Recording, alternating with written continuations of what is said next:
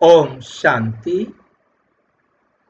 30 अक्टूबर 2025 आज की साकार मुरली रंगीन बड़े बड़े अक्षरों में पढ़ें, सुने और मंथन करें। हम प्रतिदिन प्रातः 4 बजे, 6 बजे, शाम को 4 बजे, 8 बजे मुरली मंथन करते हैं। आप सभी भी इस मुरली मंथन में साथी व सहयोगी बन सकते हैं, जिसके लिए इसी वीडियो के डिस्क्रिप्शन बॉक्स में लिंक दिया हुआ है गूगल मीट का, जिस पर आप सवेरे शाम रोजाना 4 बार मिल सकते हैं। जब भी सुविधा हो तब भी मिल सकते हैं। यदि आपको जुड़ने में कोई कठिनाई आ रही है तो आप इसी वीडियो में जो सामने देख रहे हैं, इसमें नीचे एक चलती हुई लाइन दिखाई दे रही है, उस पर मैसेज करके आप लिंक प्राप्त कर सकते हैं, प्रश्न पूछ सकते हैं, कोई सुझाव दे सकते हैं। ओम शांति। आज की साकार मुरली का सार। मीठा मीठा बाबा कहते, मीठे बच्चे तुम्हें अभी बहुत साधारण रहना है। फैशनेबल ऊंचे कपड़े पहनने से भी देह अभिमान आता है। ऊंचे कपड़े पहनने से भी देह अभिमान आता है। मीठे बच्चे तुम्हें अभी बहुत साधारण रहना है।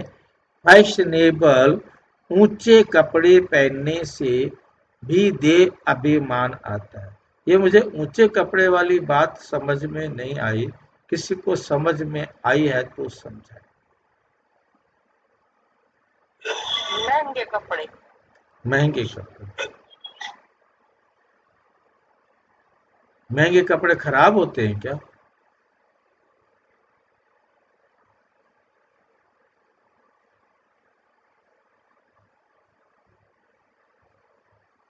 महंगे कपड़े खराब होते हैं जो हम ना पहने।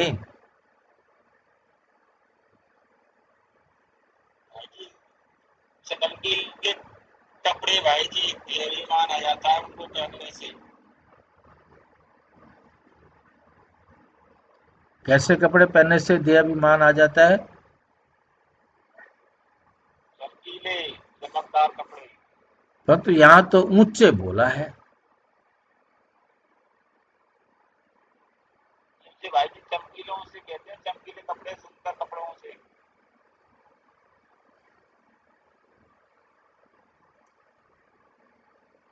ऊंचे कपड़े का मतलब है, मतलब जहां हमारे शरीर के अंग दिखाई ना दे। ऐसे कपड़े जैसे साड़ी या जो भी चीज या पजामा या कोट, मतलब ऐसे नहीं कि आधे आधे पहने, नहीं, हमारे शरीर के अंग नहीं दिखाई देने चाहिए। अब जैसे आप दीदियों को देखेंगे, उनके ब्लाउज, उनकी साड़ी, मतलब एकदम शरीर का एक एक अंग जो है ढका हुआ होगा। बुर्के की जरूरत नहीं है कि बुर्का पहने, मतलब कहने का मतलब यह है कि जिससे दूसरों की दृष्टि खराब होती है, दूसरे देह को देखते हैं, अब वो हमारी देह को देखेंगे तो हमारा भी देह भान जागृत होगा। मुझे सबसे पहले अपने आप को ऐसा बनाना है कि हमारी देह के प्रति उनका कोई आकर्षण ना हो। ऐसे कपड़े, ऊंचे कपड़े, साड़ी को भी ऊंचा नहीं पहन सकते। आप देखेंगे बहनों की साड़ी एकदम नीचे तक होगी और हमारे कपड़े सारे बाजू, सारे अंग जो है ढके हुए होंगे, क्योंकि बाकी जिसकी दृष्टि खराब है वो पूरे कपड़े में भी दृष्टि खराब कर सकता है, परंतु बाबा कहते ये तुम्हारे देह अभिमान का एक कारण भी है, जिसके कारण तुम्हें खुद को भी देह अभिमान आता है। तो हमने स्वयं को देह अभिमान से बचाना है, देही अभिमानी रहना है नहीं? ऐसे साधारण अच्छे कपड़े, स्वच्छ कपड़े, क्योंकि रॉयल कपड़े पहनने हैं, शाही कपड़े पहनने हैं। दूसरा, जैसे आप सब ने बताया, ऐसे कपड़े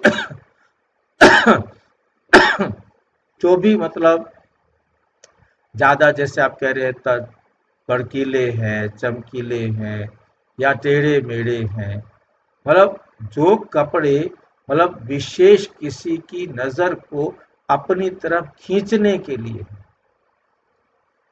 वो जो है देह अभिमान में लाएंगे।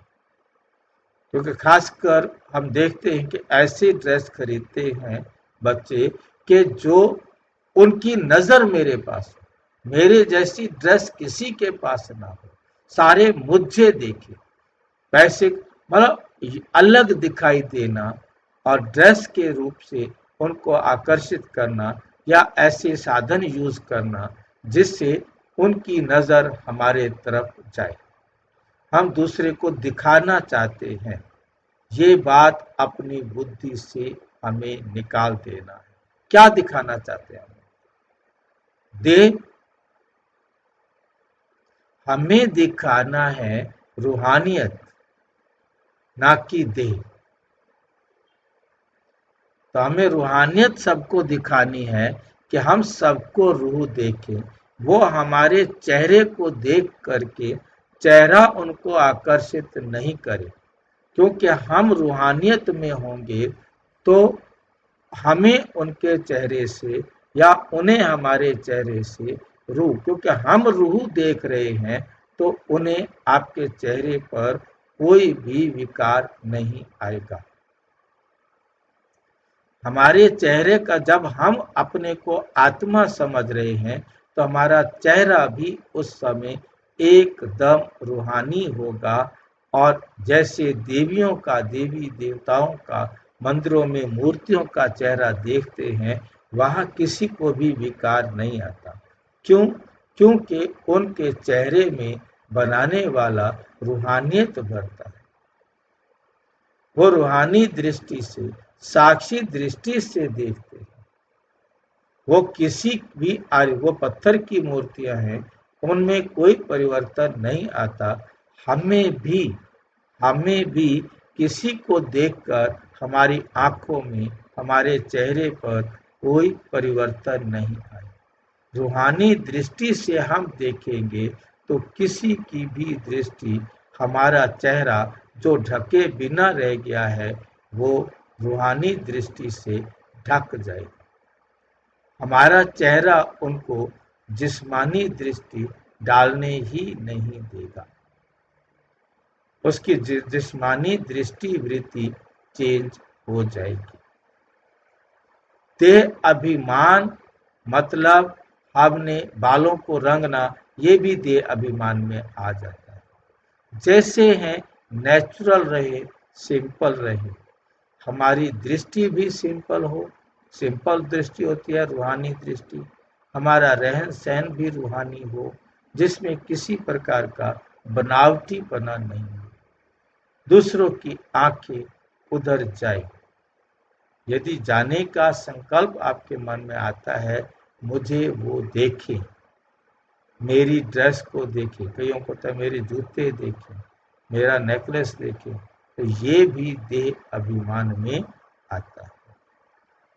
तो सब कुछ जो है हमें दिखावा करने की जरूरत नहीं है।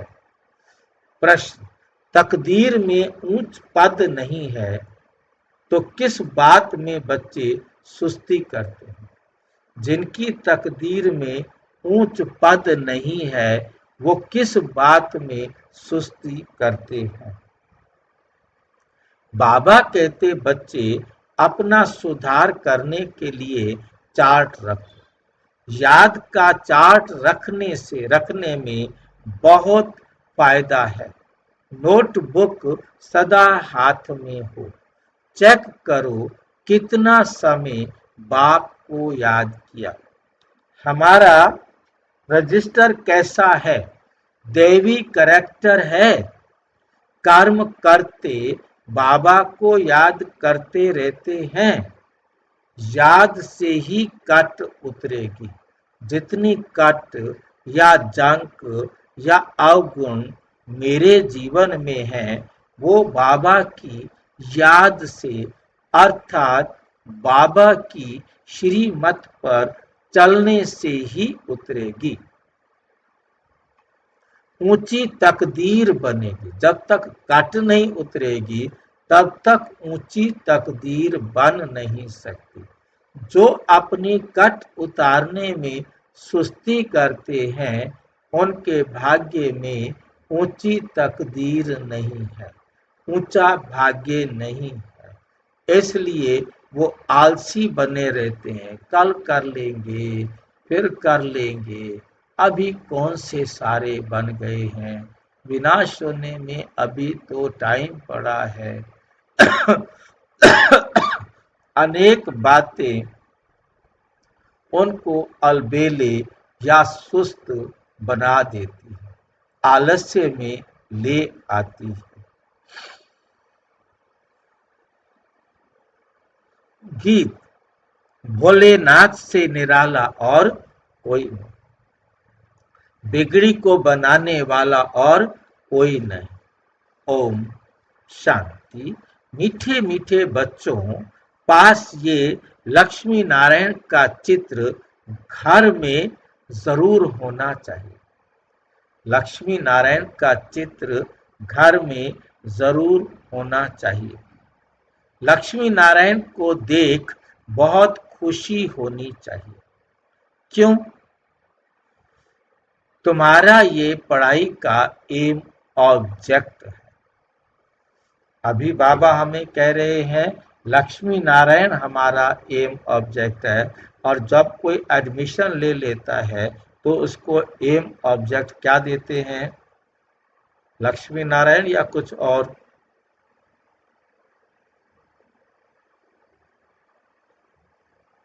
आपका एम ऑब्जेक्ट क्या है? आपका बाप समान बनना।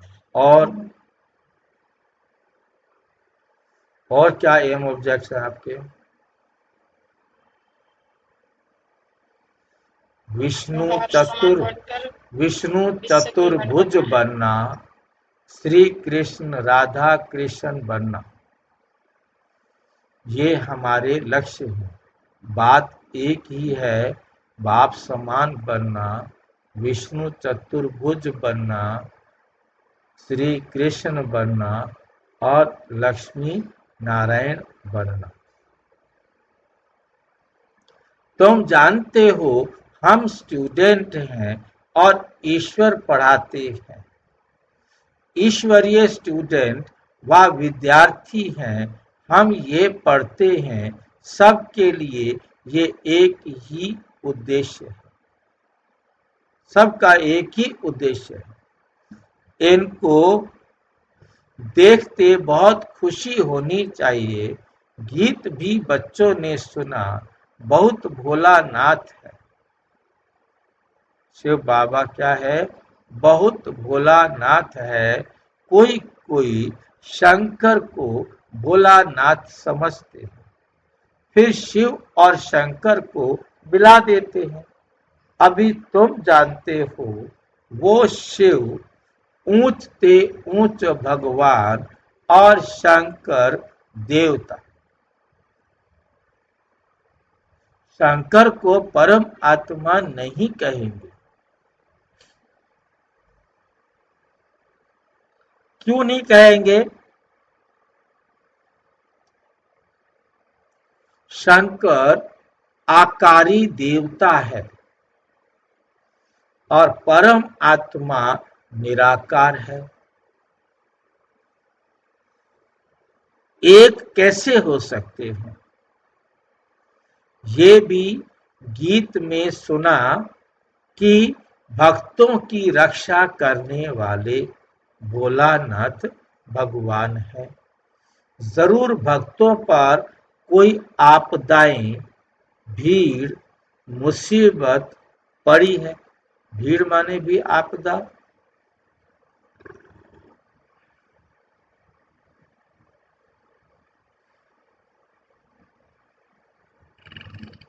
5 विकारों की आपदाएं सबके ऊपर, 5 विकारों की आपदाएं सबके ऊपर है। भगत भी सब है, ज्ञानी किसको नहीं कहा जा सकता। सारे भगत हैं, ज्ञानी किसी भी मनुष्य को नहीं कहा जा सकता। वो सरदार जी को ज्ञानी जी कह देते हैं, परंतु ज्ञानी नहीं कह सकते। ज्ञानी और भगत बिल्कुल अलग है, अलग चीज है। जैसे शिव और शंकर अलग हैं, जब ज्ञान मिलता है तो फिर भक्ति नहीं रहती। क्यों ऐसा कहा है बाबा ने? शंकर को ज्ञानी क्यों नहीं कह सकते? कैसे आप समझा सकते हैं? कोई बताए।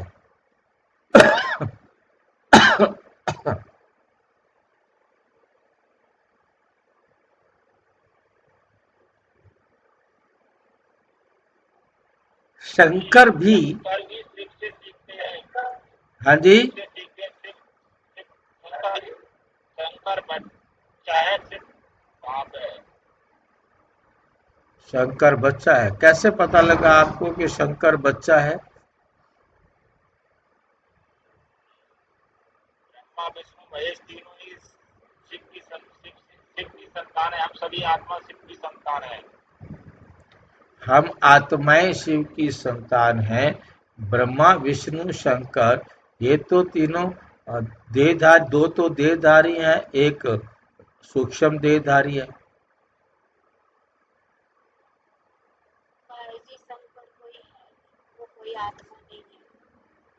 आप भगत को आप कहना शंकर कोई है नहीं, आपको बाइकाट कर देगा। आपने उनको समझाना है, भाई शंकर जी के आगे भी शिवलिंग रखा हुआ है, वो भक्ति कर रहा है, वो खुद भगवान नहीं है। जो किसी और की भक्ति करे उसे भगवान नहीं कह सकते, है ना। भक्ति, ये भक्ति है। तो शिवलिंग की पूजा कर रहा है, माला जप रहा है तो ओम नमः शिवाय बोल रहा है, वो तो भगत है, वे तो भक्ति है। भाई जी, हम्म। शंकर भी शिव की पूजा करते हैं, हम भी शिव की पूजा करते हैं, तो सब बच्चे हो गए, चलिए बाप हो गया। बाप तो है, परंतु वो बाप को जल्दी से एकदम डायरेक्ट नहीं मानेंगे।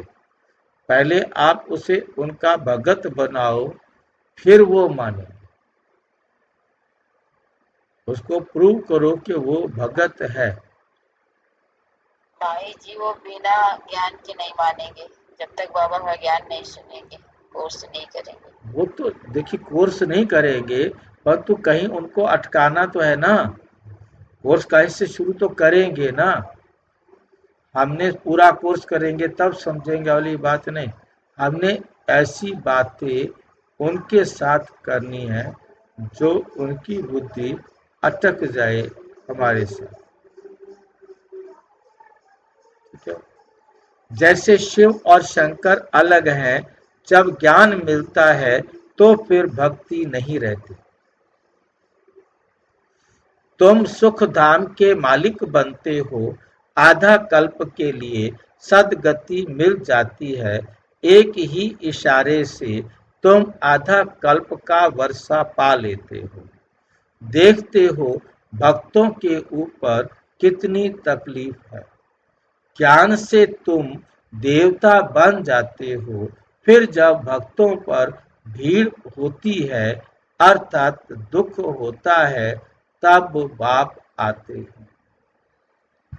बाप समझाते हैं ड्रामा अनुसार, जो पास्ट हुआ सो फिर रिपीट होना ही।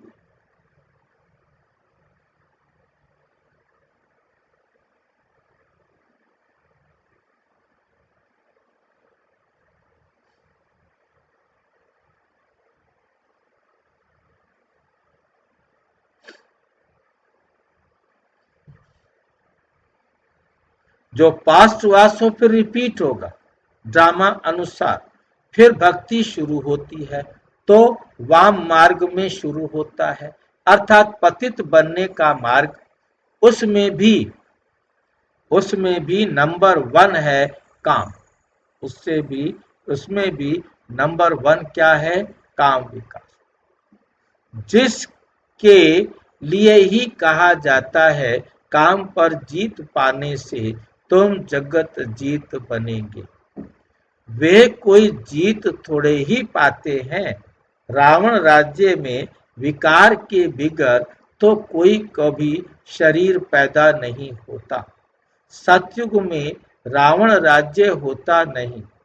वहां भी अगर रावण होता तो बाकी भगवान ने राम राज्य स्थापन करके क्या किया?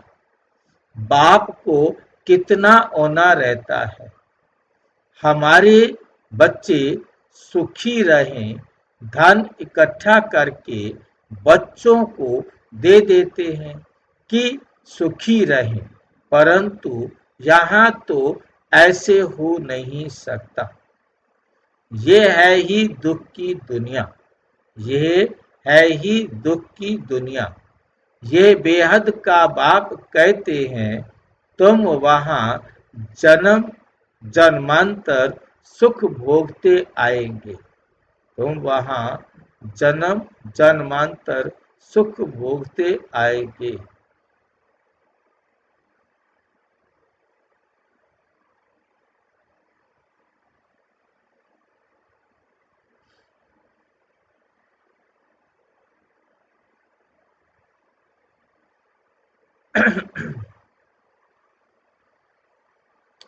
तुम वहां जन्म जन्मांतर सुख भोगते आएंगे।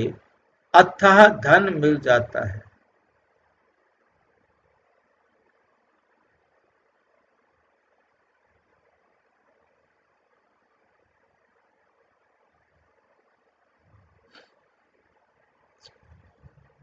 तुम वहां जन्म जन्मांतर सुख भोगते आएंगे, अथवा धन मिल जाता है। 21 जन्म वहां कोई दुख नहीं, दिवाला नहीं मारेंगे।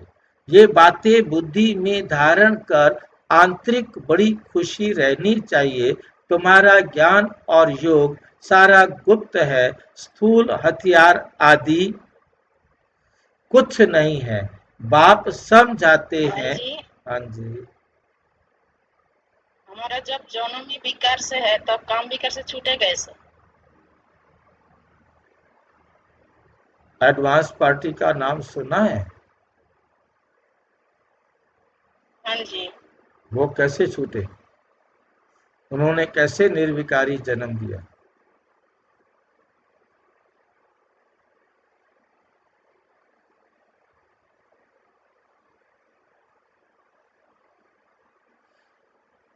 ठीक है ना? क्योंकि जब एडवांस पार्टी वाली आत्माएं राजयोग सीखकर संपूर्ण पवित्र बनकर निर्विकारी संतान को उत्पन्न कर सकती हैं,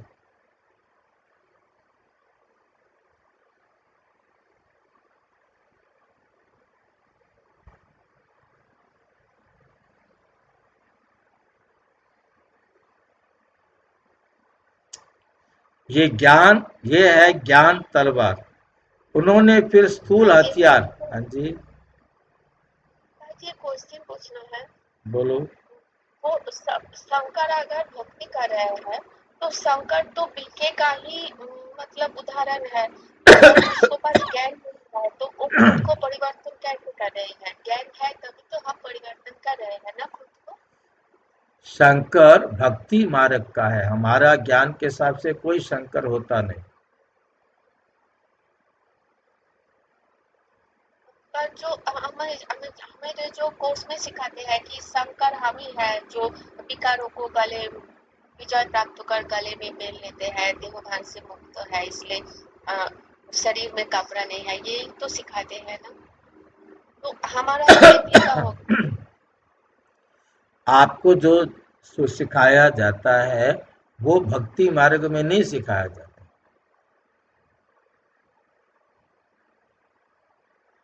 भक्ति मार्ग में ऐसे कहते हैं कि ये सांप क्यों लपेटा हुआ है। नहीं सिखाते हैं। फिर हमने भक्ति मार्ग की बात करनी है ना, भक्तों को हमने अपने साथ चिपकाना है ना।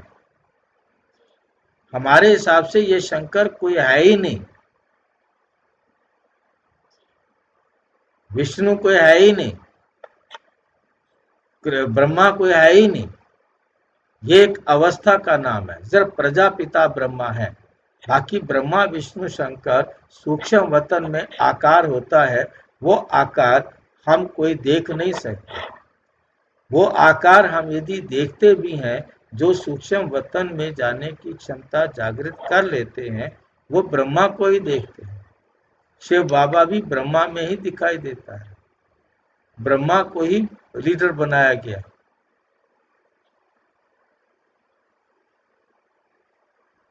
ठीक है। हाँ जी। उन्होंने फिर स्थूल हथियार निशानियां देवियों को दे दी हैं। शास्त्र आदि जो पढ़ते हैं वो लोग कभी ऐसे नहीं कहते कि ये ज्ञान तलवार है, ये ज्ञान खड़ग है। ये बेहद का बाप ही बैठ समझाते हैं। वो समझते हैं शक्ति सेना ने जीत पाई है, तो जरूर कोई हथियार होंगे। बाप आकर ये सब भूले बताते हैं। ये तुम्हारी बात बहुत ढेर मनुष्य सुनेंगे। विद्वान आदि भी एक दिन आएंगे। बेहद का बाप है न, तुम बच्चों को श्री मत पर चलने में ही कल्याण है, तब देह अभिमान टूटेगा। इसलिए साहूकार लोग आते नहीं। बाप कहते हैं देह अहंकार को छोड़ो। अच्छे कपड़े आदि को का भी नशा रहता है। तुम अभी वनवाह में हो ना, अभी जाते हो ससुर घर, वहां तुमको बहुत जेवर पहनाएंगे। यहाँ ऊंचे कपड़े नहीं पहनने, मतलब महंगे कपड़े, ऊंचे कपड़े, श्रृंगार, ये सब ज्यादा नहीं करना है। और जब हम ससुराल जाएंगे, हमें कौन से गहने पहनाए जाएंगे? सतयुग में पता नहीं कौन से गहने पहनाए जाएंगे,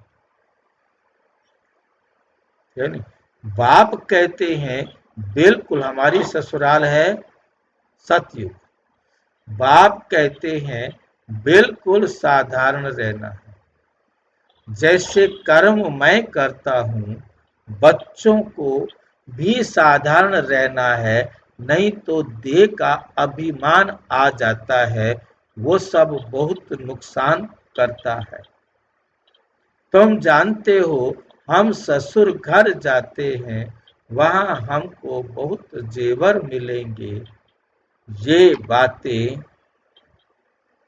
यहाँ तुमको जेवर आदि नहीं पहनने हैं। आजकल चोरी आदि कितनी होती है, रास्ते में डाकू लूट लेते हैं। जहाँ देखा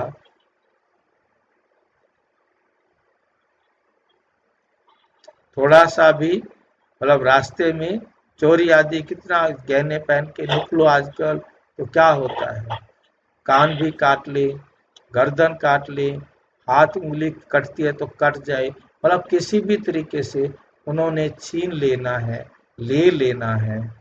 अब आपके साथ जो भी हो, आजकल चोरी आदि कितनी कर होती है, रास्ते में ही डाकू लूट लेते हैं। दिन प्रतिदिन ये हंगामा कितना बड़ा होता जाता है।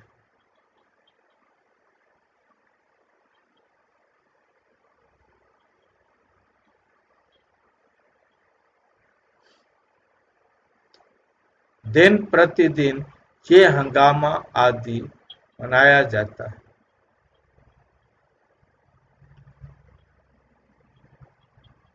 दिन प्रतिदिन ये हंगामा आदि ज्यादा बढ़ता जाएगा।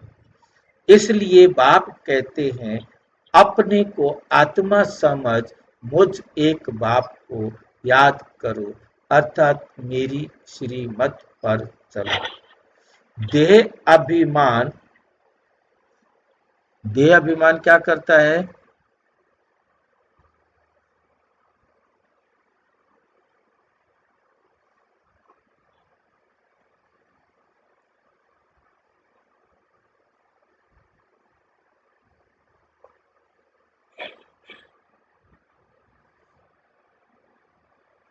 देह अभिमान में आने से बाप को भूल जाएंगे। ये मेहनत अब भी मिलती है, फिर कभी भक्ति मार्ग में ये मेहनत नहीं मिलती। फिर भक्ति मार्ग में कभी भी मेहनत नहीं मिलती। अभी तुम संगम पर हो, तुम जानते हो बाप आते ही हैं पुरुषोत्तम संगम युग पर। लड़ाई भी जरूर होगी, एटॉमिक बम्स आदि खूब बनाते रहते हैं, कितना भी माथा मारो कि ये बंद हो जाए, परंतु ऐसे हो नहीं सकता।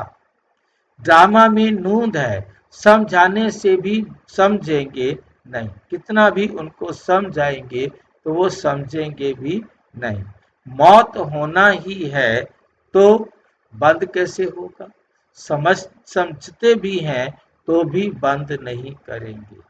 ड्रामा में नूंद है, इतनी बड़ी नूंद, इसको रोकने के लिए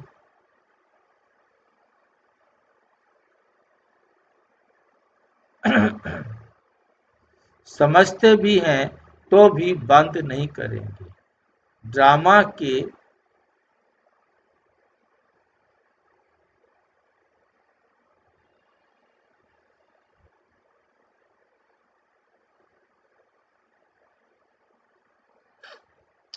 समझते भी हैं तो भी बंद नहीं करेंगे। ड्रामा में नूंद है, यादवों और कौरवों को खलास होना ही है। यादव कौन होते हैं? यादव किसे कहते हैं भाई?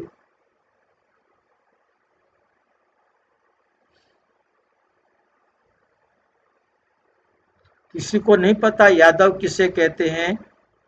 फॉरेनर्स को बोला जाता है भाई। किसको? विदेशियों को ज्यादा बोला जाता नहीं, यादव। हाँ जी, साइंटिस्ट को, वैज्ञानिक हाँ, वैज्ञानिकों को बाबा ने यादव क्यों कहा? भाई क्योंकि वो विनाशकारी चीजें बनाते हैं, इसलिए वे विनाशकारी साधन बनाते हैं। यादवों का उनके साथ कैसे संबंध हुआ कि यादवों को जब कृष्ण युद्ध के बाद गांधारी से मिले, गांधारी ने कृष्ण को कहा कि हे कृष्ण, तुम चाहते तो युद्ध रोक सकते थे ना? बोला हाँ माते, रोक सकता था, तुमने नहीं रोका ना। तुम मेरे 2 कुलों के नाश करने के जिम्मेवार बने,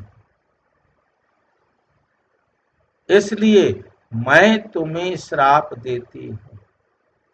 भगवान को श्राप दे दिया, यदुवंश का भी नाश हो। स्वीकार है माते।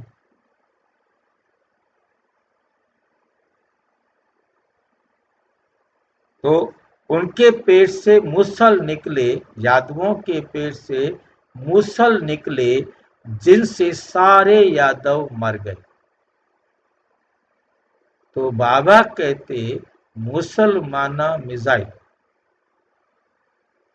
इन्होंने मिसाइल कहा, वो मुसल निकले थे। तो सारे के सारे यादव मर गए। फिर अपना क्या बोलते हैं, सारे के सारे, इसलिए उनको वैज्ञानिकों को यादव कहा है। और कौरव जो विपरीत बुद्धि है, पांडव जो प्रीत बुद्धि। साइंस घमंड जिससे विनाश होता है फिर जीत होती है साइलेंस घमंड की। साइंस घमंड की हार होती है और साइलेंस घमंड की जीत होती है। साइलेंस में और साइंस में क्या अंतर दिखाई दे रहा है? साइलेंस और साइंस में क्या अंतर दिखाई दे रहा है? एक एल फालतू लगा हुआ है, एल फॉर लाइट।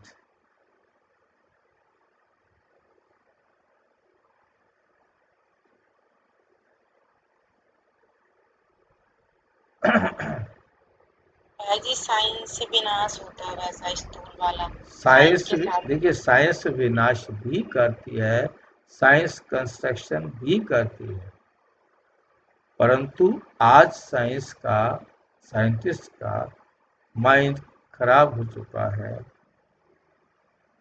वो सीधा अभी जो है, जो साधन बना रहे हैं विनाश के, और उसके साथ साथ स्थापना का भी साधन बना रहे हैं। सतयुग के अंदर फुल प्रूफ हमारे बेडरूम होंगे, किचन होंगे, सब कुछ।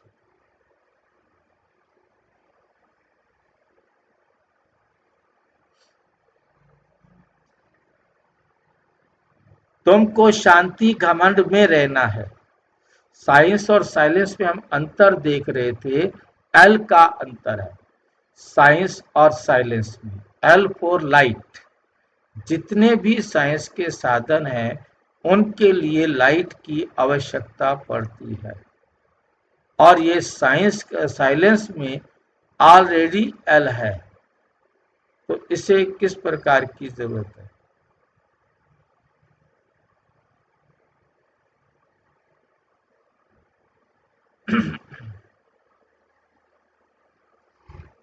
बाप को याद करो, डेड साइलेंस। कैसे याद करो? Dead silence.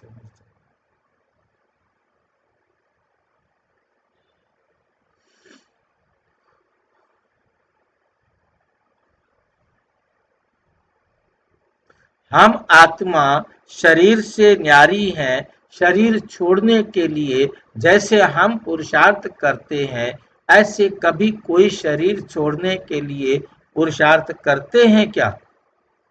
सारी दुनिया ढूंढ कर आओ, कोई है जो बोले हे आत्मा, अब तुमको शरीर छोड़कर घर जाना है।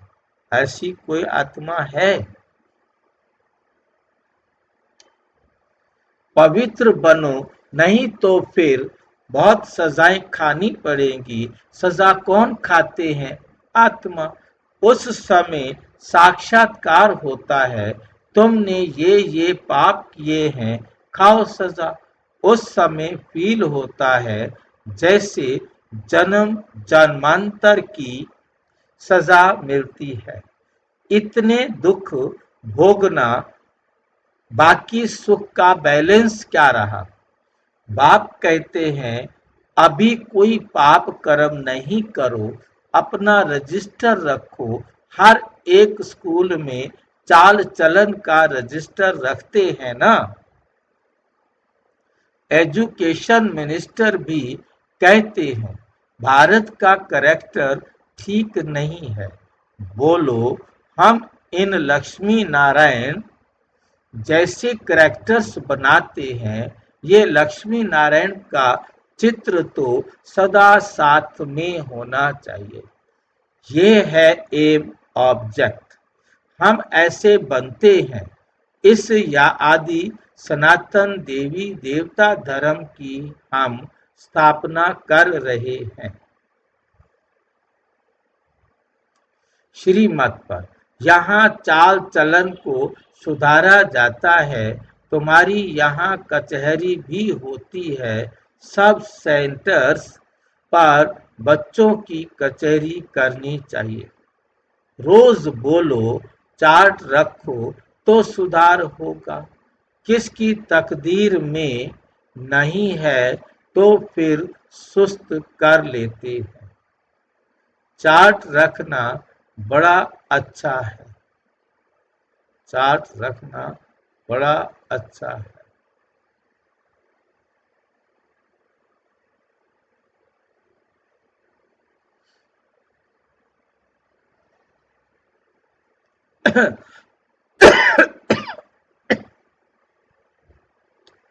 तुम जानते हो, हम इस 84 के चक्र को जानने से ही चक्रवर्ती राजा बन जाते हैं। कितना सहज है। और फिर पवित्र भी बनना है।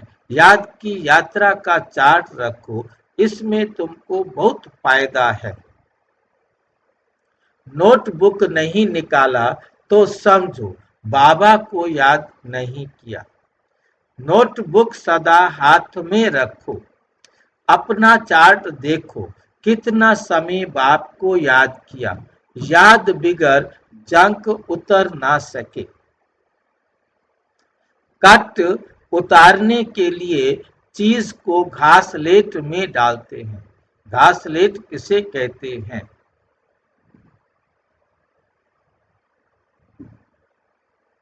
घासलेट, हाँ जी, कैरोसिन को। कैरोसिन को। मिट्टी के तेल को घासलेट बोला जाता है। कर्म करते हुए भी बाप को याद करना है तो पुरुषार्थ का फल मिल जाएगा। मेहनत है ना, ऐसे ही थोड़े ही ताज रख देंगे सिर पर। बाबा इतनी ऊंच पद देते हैं, कुछ तो मेहनत करनी है। इसमें हाथ पांव आदि कुछ भी नहीं चलाने। इसमें हाथ पांव आदि कुछ नहीं चलाने। पढ़ाई तो बिल्कुल सहज है, बुद्धि में है। शिव बाबा से ब्रह्मा द्वारा हम ये बन रहे हैं। कहाँ भी जाते हो तो बैज पड़ा रहे। बोलो, वास्तव में कोट ऑफ आर्म्स ये है। समझाने की बड़ी रॉयल्टी चाहिए। बड़ी रॉयल्टी चाहिए। बहुत मीठापन से समझाना है। Coat of arms, coat of arms पर भी समझाना है। ये क्या होता है coat of arms? Coat of arms कुछ होता है?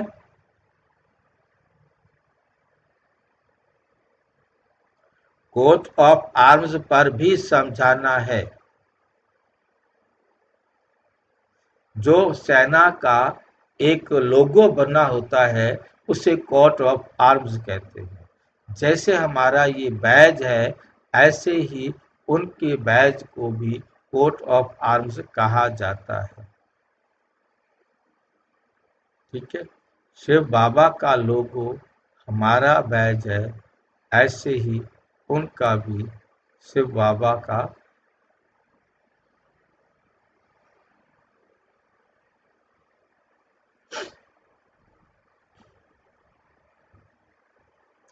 कोट ऑफ आर्म्स पर भी समझाना है।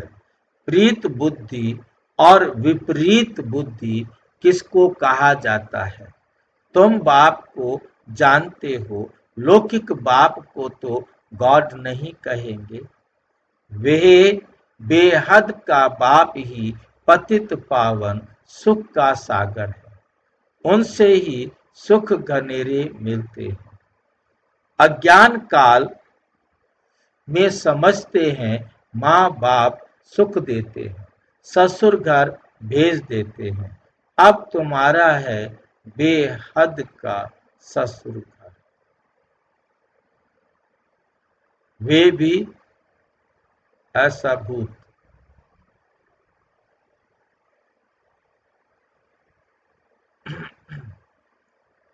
अब तुम्हारा बेहद का ससुर घर।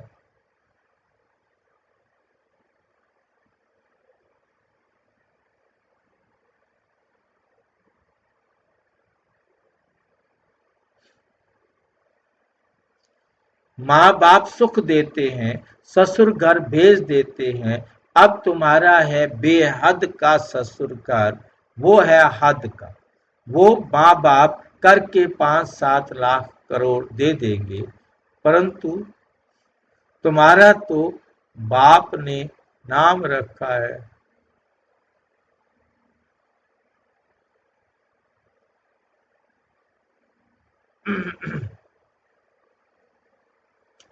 तुम्हारा तो बाप ने नाम रखा है पद्मा पद्मपति। बनने वाले बच्चों, वहां तो पैसे की बात ही नहीं, सब कुछ मिल जाता है। बड़े अच्छे अच्छे महल होते हैं। जन्म जन्मांतर के लिए तुमको महल मिलते हैं। सुदामा का मिसाल है, ना चावल मुट्ठी सुना है तो यहाँ भी ले आते हैं। अब चावल रखा थोड़े ही खाएंगे, रूखा थोड़े ही खाएंगे, यहाँ भी चावल मुट्ठी ले आते हैं। तो बाबा कहते चावल रूखा थोड़े ही खाएंगे, तो उनके साथ कुछ मसाले आदि भी ले आते हैं। कितना प्रेम से ले आते हैं।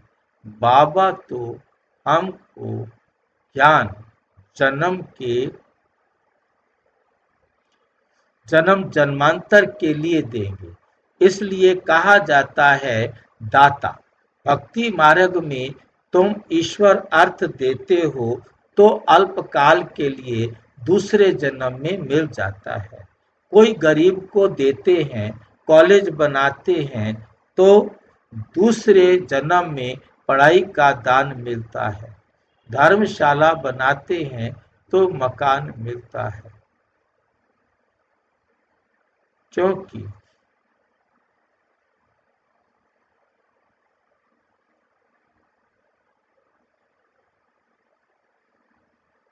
क्योंकि धर्मशाला में बहुत आकर सुख पाते हैं। ये तो जन्म जन्मांतर की बात है। तुम जानते हो शिव बाबा को जो देते हैं वो सब हमारे ही काम में लगाते हैं। शिव बाबा तो अपने पास रखते नहीं। इनको भी कहा सब कुछ दे दो तो विश्व के मालिक बन जाएंगे। उसने कहना माना और विश्व के मालिक बन गए। और दूसरे ने आपका कहना नहीं माना, उसको आप गलत रास्ते पर डाल।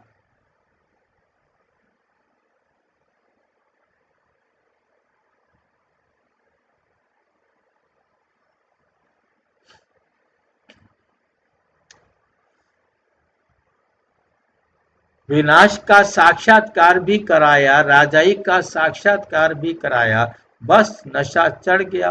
बाबा हमको विश्व का मालिक बनाते हैं। गीता में भी है, अर्जुन को साक्षात्कार कराया, मुझे याद करो तो तुम ये बनेंगे। विनाश और स्थापना का साक्षात्कार कराया तो इनको भी शुरू में खुशी का पारा चढ़ गया। ड्रामा में ये पार्ट था। भागीरथ को भी कोई जानते थोड़े ही हैं। तुम तो बच्चों को ये एम ऑब्जेक्ट है, तुम बच्चों को ये एम ऑब्जेक्ट है। बुद्धि में रहना चाहिए, हम ये बनते हैं। जितना पुरुषार्थ करेंगे उतना उच्च पद पाएंगे। गाया जाता है फॉलो फादर। इस समय की बात है। बेहद का बाप कहते हैं, मैं जो राय देता हूँ उस पर फॉलो करो। इसने क्या किया सो भी बताते हैं। उनको सौदागर, रत्नागर, जादूगर बाबा, जादूगर कहते हैं ना। बाबा ने अचानक ही सब कुछ छोड़ दिया। ब्रह्मा बाबा ने अचानक, पहले उन रत्नों का जौहरी था, अब अविनाशी ज्ञान रत्नों का जौहरी बना। हेल को हेवन बनाना कितना बड़ा जादू है। फिर सौदागर भी है शिव बाबा। बच्चों की कितना अच्छा सौदा करते हैं। कख पन चावल मुट्ठी लेकर महल दे देते हैं। कितनी अच्छी कमाई कराने वाला है। जवाहरात के व्यापार में भी ऐसे होता है। कोई अमेरिकन ग्राहक आता है तो उनसे 100 की चीज का 500, 1000 भी ले लेंगे। उनसे तो बहुत पैसे लेते हैं। तुम्हारे पास तो सबसे पुरानी चीज है, पुराना प्राचीन योग। तुम्हारे पास प्राचीन योग है जो आपने फ्री में सबको देना है। तुमको अब भोलानाथ बाप मिला है। कितना भोला है।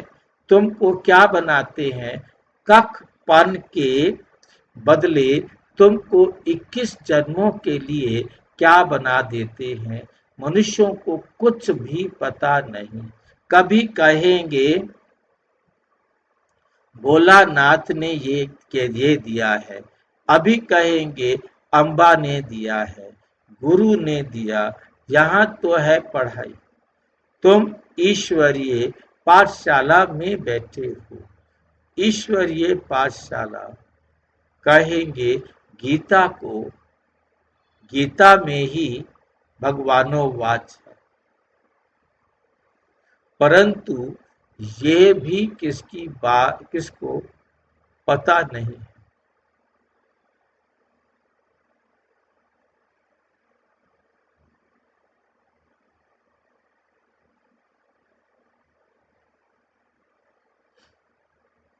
इसको कहा जाता है, भगवान किसको कहा जाता है, कोई से भी पूछो।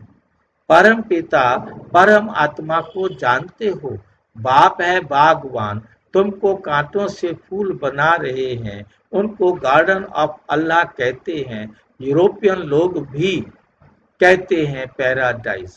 बरोबर भारत परिस्तान था, अब कब्रिस्तान है। यही भारत परिस्तान था, परियों का राज्य था, और अब बाप आकर सोए हुए को जगाते हैं। अब फिर परिस्तान आदि का नाम।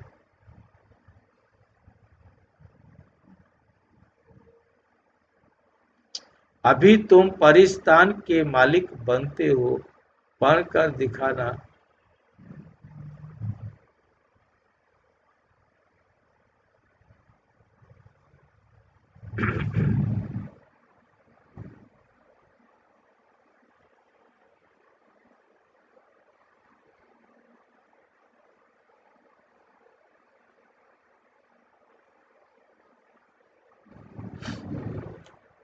तुम परिस्तान के मालिक बनते हो, बाप आकर सोए हुए को जगाते हैं, ये भी तुम जानते हो। नंबरवार पुरुषार्थ अनुसार जो खुद जाग जाते हैं तो दूसरों को भी जगाते हैं। नहीं जगाते तो गोया खुद जागा हुआ नहीं है।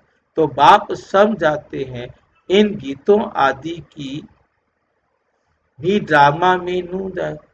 कोई गीत गाकर, कोई स्टेज पर जाकर कुछ न कुछ सेवा कर सकते हैं।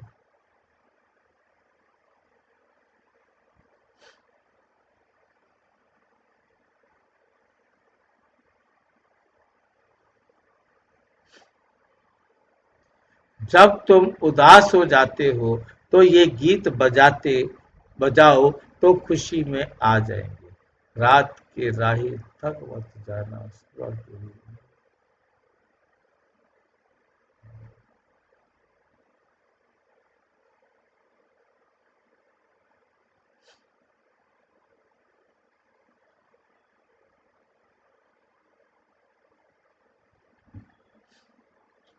अब रात पूरी होती है।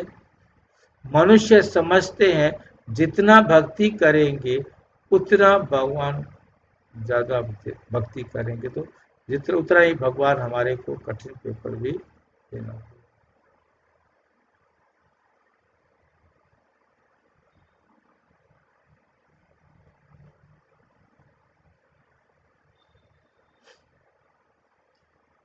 जितना भक्ति करेंगे उतना भगवान जल्दी मिलेगा। हनुमान आदि को भगत नहीं कहेंगे।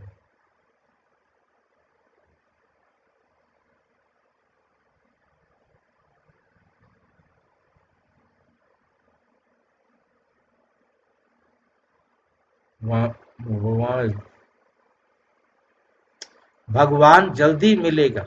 जितना भक्ति करेंगे उतना भगवान जल्दी मिलेगा। हनुमान आदि का साक्षात्कार हुआ तो समझते हैं भगवान मिला। बाप कहते हैं ये साक्षात्कार आदि की सब नूंद है। मैं नूंदा हुआ हूँ। जो भावना रखते हैं उसका साक्षात्कार हो जाता है, बाकी ऐसे कोई होता नहीं।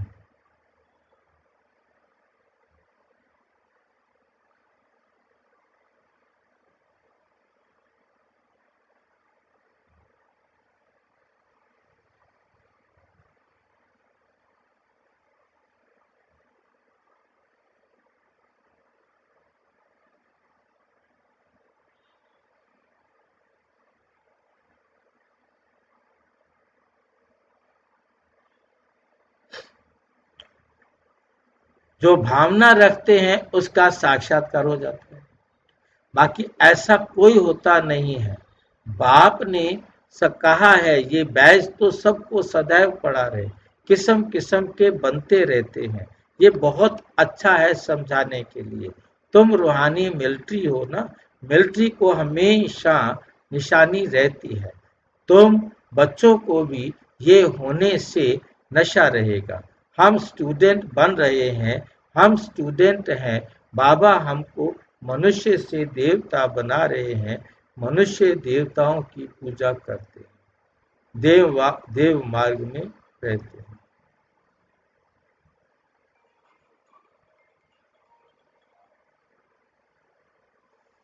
मनुष्य देवताओं की पूजा करते हैं।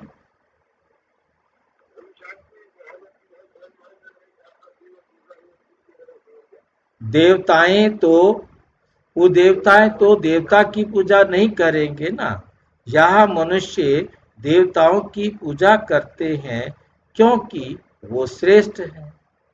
अच्छा, मीठे मीठे सिक्की लदे बच्चों प्रति माता पिता बाप दादा का याद प्यार और गुड मॉर्निंग। रूहानी बाप की रूहानी बच्चों को नमस्ते।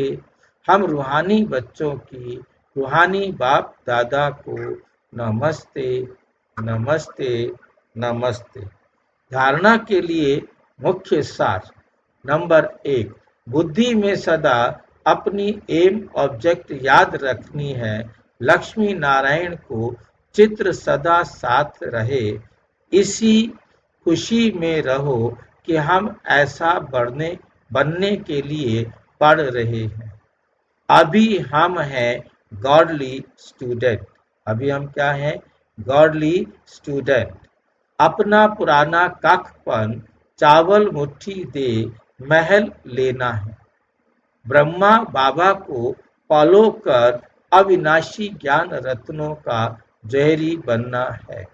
वरदान निश्चय के आधार पर विजय। निश्चय के आधार पर विजयी रत्न बन सर्व के प्रति मास्टर सहारे दाता भव। निश्चय बुद्धि विजय बच्चे विजयी होने के कारण सदा खुशी में नाचते हैं। वे अपने विजय का वर्णन नहीं करते, लेकिन विजयी होने के कारण वे दूसरों की भी हिम्मत बढ़ाते हैं। किसी को भी नीचा दिखाने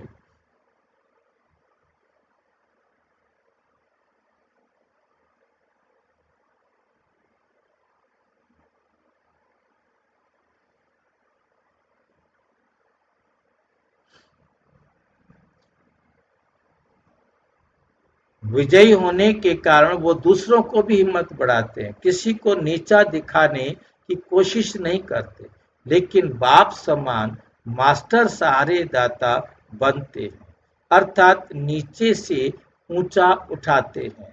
व्यर्थ से सदा दूर रहते हैं। व्यर्थ से किनारा होना ही विजयी बनना है। ऐसे विजयी बच्चे सर्व के लिए मास्टर सहारे दाता बन जाते हैं। स्लोगन है, निस्वार्थ और निर्विकल्प स्थिति से सेवा करने वाले ही सफलता मूर्त हैं। अव्यक्त इशारे स्वयं और सर्व के प्रति मनसा द्वारा योग की शक्तियों का प्रयोग करो। योग की शक्तियों का प्रयोग करो।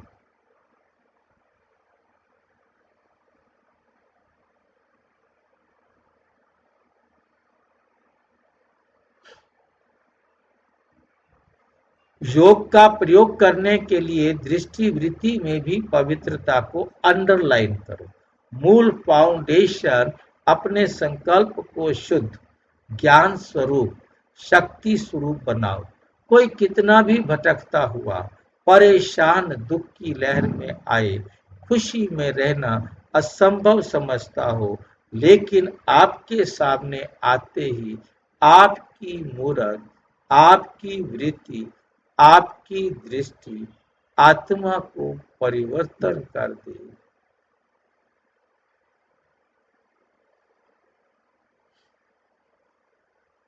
यही है योग का प्रयोग, यही है योग का प्रयोग, जिसमें आत्मा को परिवर्तन कर दे। अच्छा, ओम शांति। और विस्तार से जानने के लिए प्रजापिता ब्रह्मा कुमारी ईश्वरीय विश्वविद्यालय के किसी भी सेवा केंद्र पर संपर्क करें और यदि कोई प्रश्न है तो 9213106986 पर केवल टेलीग्राम करें। 9650692270 पर केवल व्हाट्सएप करें, फोन नहीं। ओम शांति।